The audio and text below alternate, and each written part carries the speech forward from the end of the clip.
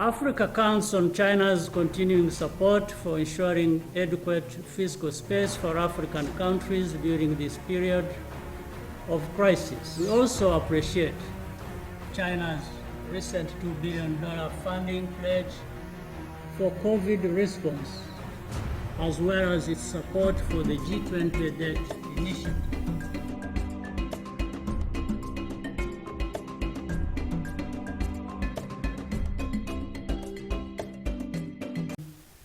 Distinguished ladies and gentlemen, it's a pleasure to participate in the extraordinary China-Africa Summit on solidarity against COVID-19.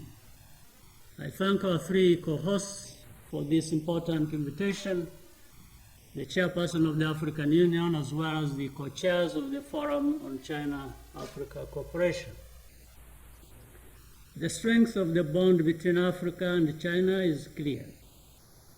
The solidarity we have seen during this difficult time has once again demonstrated the productivity of the Forum on China-Africa Cooperation, whose 20th anniversary we will mark later this year.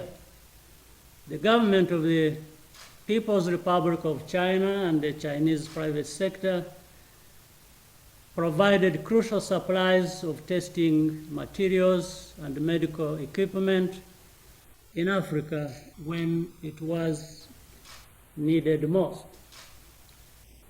This effort has saved lives and continues to do so. Allow me to also commend the African Union Commission and the government of Ethiopia for the key role they have played on behalf of our continent as a whole.